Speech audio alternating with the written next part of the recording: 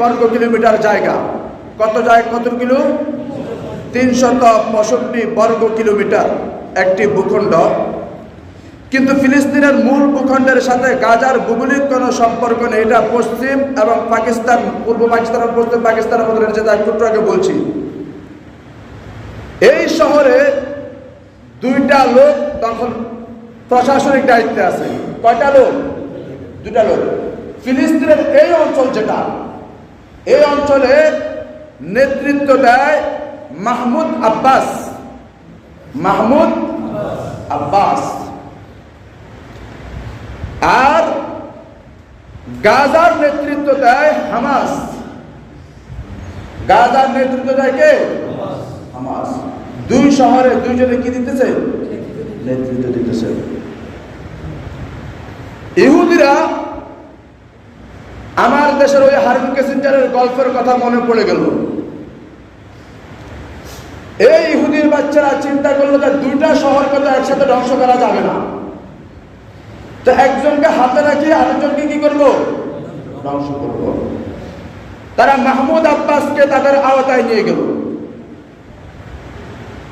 মাহমুদ আব্বাসকে বলল, আপনার সাথে আমাদের কোনো কি নাই, শত্রু দাবি নাই। ইমাম সাহেব সামনে চলে আসুন, আসুন, এই সঙ্গে জায়গা করতেন। তারা চিন্তা করলো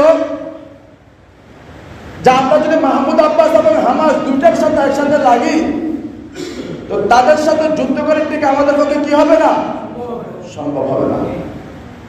তারা মাহমুদ আব্বাসের সাথে বন্ধুত্ব করলো, যে আপনি আপনার রাজত্ব ধরে রাখেন, আপনি আপনার প্রেসিডেন্টকে কি করেন, ধরে রাখেন, আপনার সাথে আমাদের কোনো কি নাই, সম্পর্ক নাই। বোঝানোর জন্য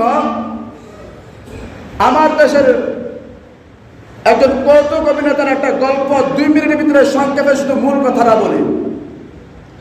তার বাড়িতে একজন চোর ঢুকলো, 3 জন চোর ঢুকছে একজনের বাড়িতে।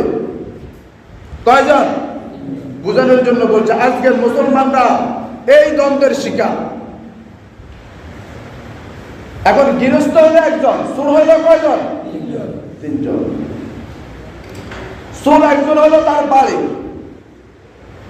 একজন হলো কি তার বাড়ি, আরেকজন হলো তার সমাজের, একই সমাজের, আর আরেকজন হলো অন্য গ্রামে। চোর কয়জন? 3 জনের জায়গা 3 জায়গায় নয়। এখন মালিক চিন্তা করলো যে আমি তো একলা এই 3 জন লাগাই, কেন আমি একজনে যদি 3 জনের না লাগি, এই 3 জন আরেক গিলে তো কি দেব, মারিয়ে দেব। তখন সে একটা কৌশল অবলম্বন করলো, যেটা ইহুদির বাচ্চারা করছে। ইহুদির বাচ্চারা আজকে সারা পৃথিবীর মুসলমানদেরকে নেতৃত্ব দেওয়ার জন্য এই কৌশলটাই অবলম্বন করতেছে। সে চিন্তা করলো, এই 3 জন চোরের সাথে তো আমি একলা যুদ্ধ করা সম্ভব না। তখন বাড়ির যে চোরটা তারা বলতেছে, আরে তুই তো আমার স্বাস্থ্য ভাই আর বাড়ির মানুষ, তুই তো আর বাড়ির ফল ফুল খাইতে পারছিস না, তোর আবদার আছে, আর তোর কোনো সমস্যা নেই, বেটা হাওয়া দিছিনি, বন্ধু বানালাইছে না। আর তার সমাজের মানুষ, একই গ্রামের হলাম, হ্যাঁ তো আর গ্রামের হলা হিসেবে আবদার আছে না, খাইতো আরে, কিন্তু তোরা দুটো খাইছ, তার তো কোনো সমস্যা নেই। কিন্তু এদের বাড়ি আরেক গ্রামে, এতে কিনলাই আর বাড়ি চুরি করতে বলে আইছি। হুন আমরা 3 জন মিলে ঐক্যজোট করি, কি করি, ঐক্যজোট করে এদের মারিলে, এতে কি করুন, যেমন কথা তেমন কাজ, এরা মারিয়ে দিয়েছে অথবা মার দিছে, যা হয়েছে। আর চোর রয়েছে কোগা 2 জন, ও কইল বাড়ির আর কইল গ্রামের। এবারে বাড়ির গেলে কয়, স্বাস্থ্য ভাই আর গাছ আর তোর গাছ তো এক গাছ, আর গাছ আর তোর গাছ তো এক গাছ, কিন্তু এতে আরেক বাড়ির তুন হে আর তুন কিনলে আঙ্গবাড়ি ঢুকছে, এত তো আঙ্গবাড়ি চোরা গাছ ছিঁড়ি গেছে। এখন এতটা যদি সুযোগ করে দেয়, তখন আরেকবার চুরি করতে বলি আইব।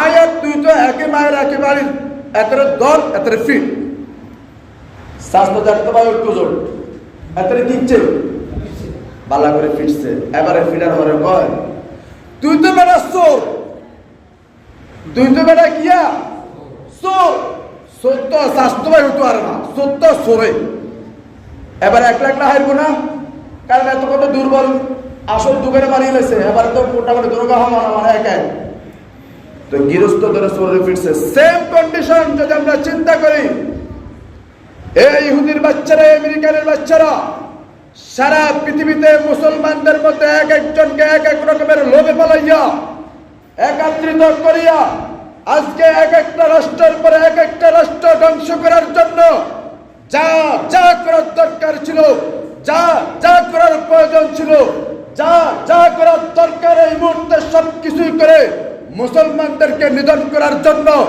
সর্বোচ্চ তাদের শক্তি প্রয়োগ করে মুসলমানদেরকে ধ্বংস করতেছে কি করতেছে না?